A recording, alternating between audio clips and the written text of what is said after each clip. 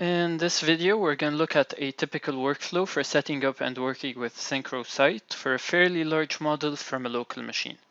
So as you can tell, this is a fairly large model with a lot of detail, and the file size for this is about 480 megabytes, and you can tell from the external data tab the amount of 3D models that have been imported there, as well as some Asta Power Project data, some IFC data, and some SYNCHRO project files.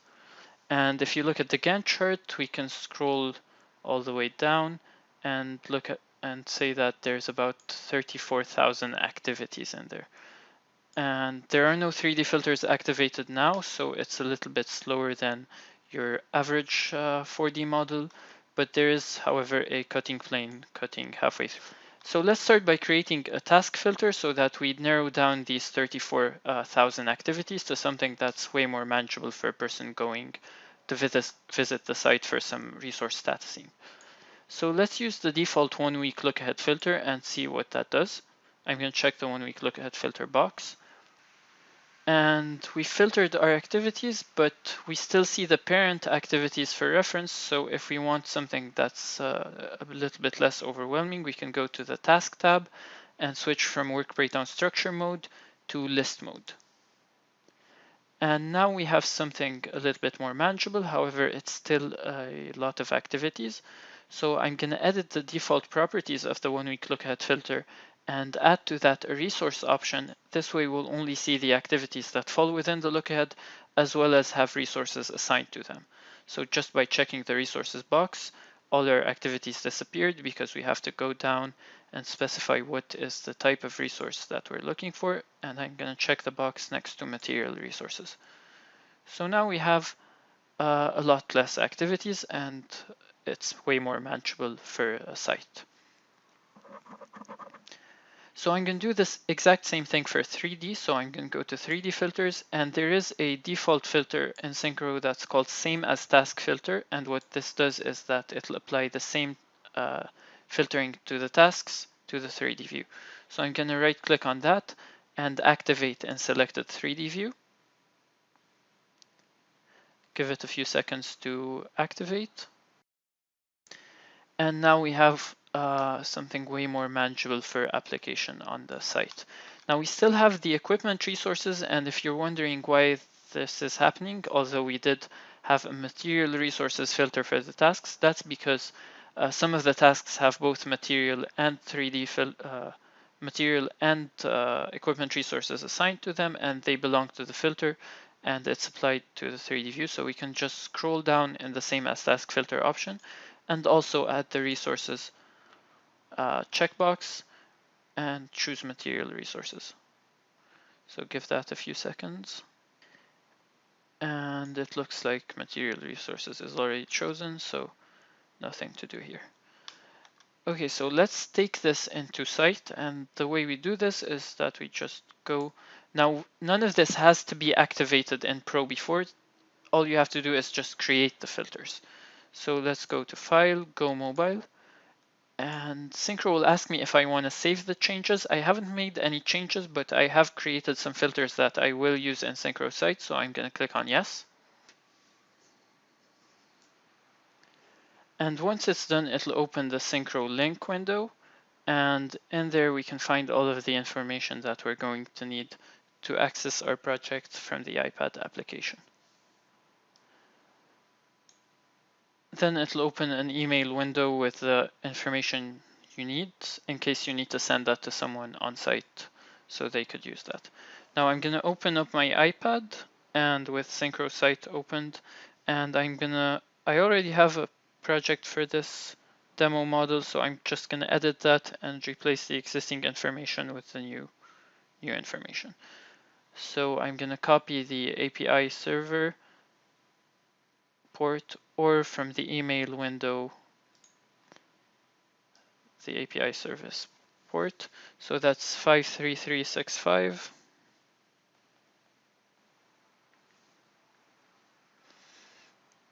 And make sure I've choose the same task and 3D filters. So we agreed to use the 1 week look ahead filter as well as the same as task filter. There it is. And we're using today's date as well as 50 days in advance and behind. And I'm going to leave all the other information set to default and click on load from link. The first time you load the project, it may take a little bit to download, but it also caches the project on your iPad, so you can load that from the iPad if you need to. Okay, so we have our project loaded, and we can move the model around, zoom in, zoom out. We can look at the tasks or go to a traditional view of the Gantt chart, or click on resources from the model. So if I know, for example, I need to status these piles over here, I can zoom in, either select those directly or go to the piling activity. So I'm gonna click on those directly. And this only selects one of the piles, the one I've clicked on. However, if I want to select all of them, I can click on the edit all button. So the one right here. And you can see all of the piles are highlighted. And I can choose the status for in place or inspected in that case. So I'll use in place and hit OK. And I haven't really talked about setting up status sets. We'll talk about that when we push that to the model. So I'll just status these piles. You can also status, for example, the task as it says started 31%. I can change the percentage, for example, to 50 and click on done, and then synchronize all of my changes back by clicking on that button. And the changes just by clicking on that button have been pushed to Pro. However, the iPad is rebuilding the model to get updates from other iPads if there are any. So I can just close that and open Pro if I want to, or I can wait for it to rebuild. Okay, so we can show a report or dismiss this, and let's just show a report, see what it looks like. And just by clicking on that button, it opens an email, and we can just type in whoever we want to send this to and make maybe some text edits there. I was using the default administrator role, so I can just replace that by my name if I want to. I'm gonna hit cancel, I don't really need that, and switch back to the link client. So I'll minimize this for a little bit. Okay, so here we can just close and ask us if we want to save, or we can save this, or we can save a copy as. Since this is a demo, I'll save a copy as, and that's good practice if you want to keep a log of your previous versions, some version control. So let's do save a copy as, and I'll just rename this and add in the number 01 and hit save. Okay, we're done here. We can just exit from this if we want to, or leave it. It doesn't really matter. I'm gonna exit. It's asking me if I want to save the project. This would save the initial folder, so I'm gonna click on no. And then I'm gonna go to that file and open. Since I have SYNCHRO Pro already open, I can just go to File, Open. So now it doesn't look like anything has changed because we're still in the same resource appearance profiles view. So what we see is governed by the resource appearance profiles. However, if we either click on a resource and look at the status, we'll see that it was statused as in place on today's date, and there's the data date as well as the record date. And another way is to go to the 3D tab and change from best dates to resource status dates in color.